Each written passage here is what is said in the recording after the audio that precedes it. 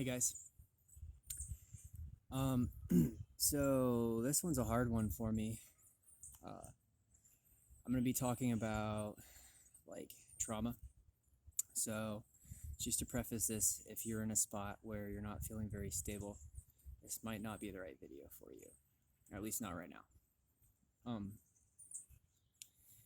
I also wanted to preface this by expressing how grateful I am for my fiance, love of my life, because without her, I probably wouldn't have come to this at least so quickly.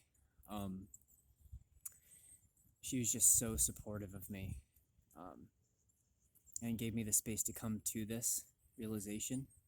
And I'm so grateful for that. Thank you. I love you. Um, so,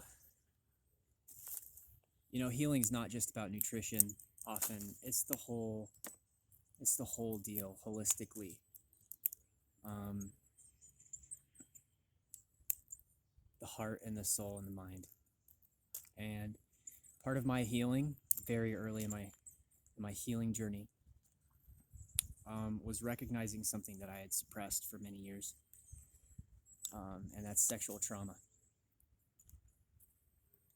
When I was 9 years old, um, I was associated with another boy that was hitting right around puberty age. And things happened. I'm not going to go into graphic detail on that. You guys can infer what happened. And I am well aware of the fact that this other boy is not to blame for this cycle, this sexual trauma stuff. It's perpetuated, and the way that we heal from it is by breaking this cycle. So I'm not going to call anybody out. My parents were super protective of me because there's sexual trauma in my family, especially on one side. And in them really kind of being overprotective in some ways. I mean, it was appropriate not to tell me about what happened in our family when I was little, but I didn't find out a lot of stuff about my family dynamics until I was 22, and I was really confused as a child over the stuff I was seeing in my family. And because of that, I was naive, and that kind of led to the situation that I ended up in, because I didn't have the ability to have discernment even at a young age. I didn't know, like, this is something that's a violation of me. It's a violation of a boundary. So I got really good at suppressing this experience when I would remember it over and over and over again mentally. So I didn't have to think about the memory and deal with the constant guilt and shame that came with this memory. And what happened to my body, and what happens to a lot of people that go through certain traumas, is we get good at suppressing things mentally, but the physical sensation of the memory comes up still. And so we often forget about the root itself, and we become confused as to why we're having anxiety attacks, why we're becoming sick. This trauma definitely contributed to my autoimmune disease, and that's not to make this person feel guilty, because that has led me to where I am now, where I can help other people with this, and I can share my story, and maybe other people will be able to be liberated from what happened to them. So I just wanted to say to you, if I'm talking to you, because I never really got to talk to you. You moved away before I was able to confront you when I was at the age of maturity, and had unsuppressed it to where we could have a constructive dialogue on this. So if I'm talking about you, hit me up, dude, because I forgive you and I love you. And this is a challenge for you to look at the stuff that happened to you that caused you to perpetuate this stuff at such a young age. And that might shake stuff up in your family a little bit, but it's for the better. It's for healing. Because what happens when we have these things happen, our sympathetic nervous system. The fight or flight symptom kicks in automatically just from a memory. Our our our minds and our bodies can't distinguish between a memory and something that's happening right now.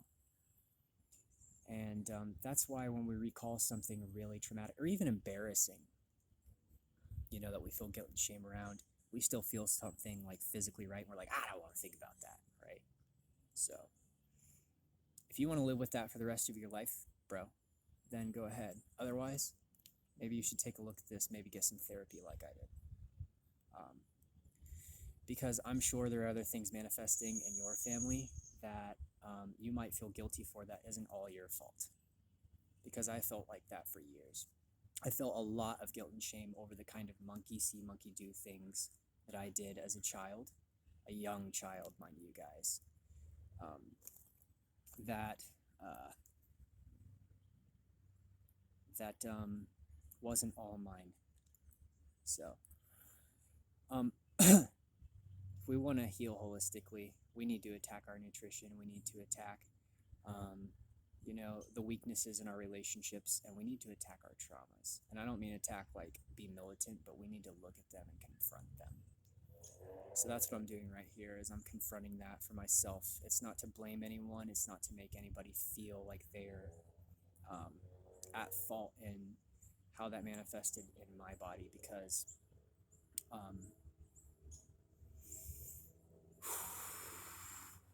that doesn't do any good for anybody.